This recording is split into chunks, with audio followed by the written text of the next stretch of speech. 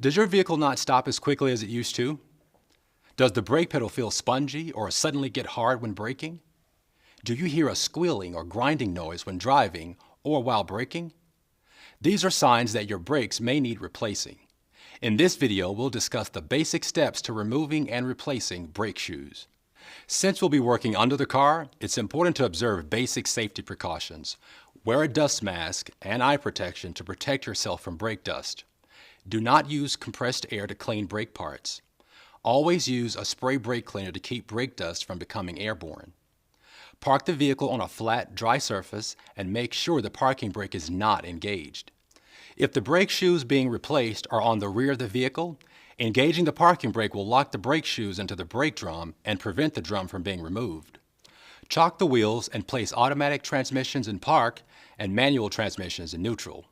Before beginning, gather all the tools and supplies that are needed so that they'll be within reach when you do the job.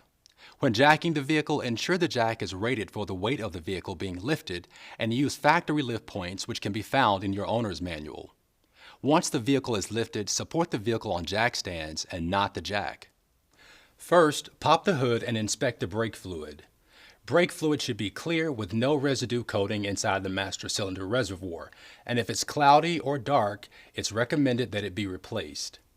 While the vehicle is still on the ground, loosen the lug nuts just a little on the wheel that you'll be working on.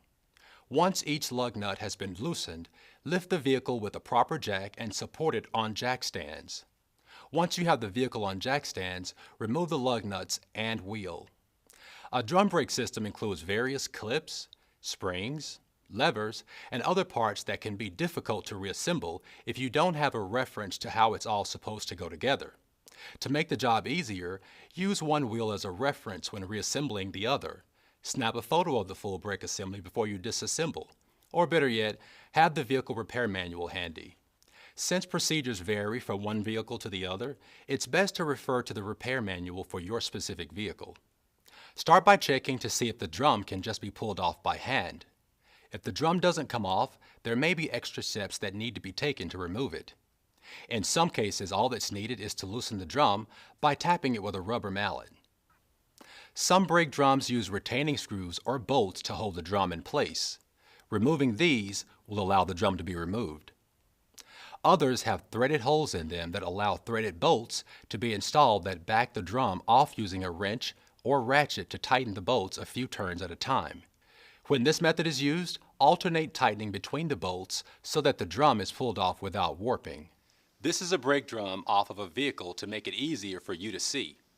The brake adjusting lever may need to be backed off so that the brake shoes will retract, allowing the brake drum to be removed. Check to see if there is an access port on the back side of the backing plate. In some cases, the access hole may be covered by a metal plate over the hole that will need to be removed. Insert a brake adjusting tool through the access hole and turn the brake adjusting wheel counterclockwise to pull in the brake shoes. This will release the tension and allow clearance to easily remove the brake drum. Occasionally, a jaw puller needs to be used. Once the brake drum has been removed from the vehicle, take a moment to inspect the brake assembly. Inspect the wheel cylinder and axle seals for leaks that can cause damage to your new brake shoes. Also, check the various springs, clips, and pins for excessive wear or breakage. Remove the various springs, clips, and pins so that the brake shoes can be removed from the assembly. Once again, this process will vary from vehicle to vehicle, so it's best to use a repair guide to take you through the steps. Generally, the adjusting screw has to be loosened first to release the majority of tension that pushes the brake shoes into the brake drum. After the adjusting screw has been loosened, the various springs can be removed, starting with the adjusting lever spring, then the retracting spring. After these springs have been pulled off, the assembly that holds the brake shoes to the backing plate can be removed. To do this, reach behind the brake backing plate and put pressure on the mounting pin. Using a pair of pliers, grasp the washer-tight retainer on top of the hold-down spring that corresponds to the pin you're holding. Push down and turn 90 degrees to align the slot in the washer with the head on the spring mounting pin. Remove the spring and washer retainer and repeat this operation on the hold-down spring on the other shoe.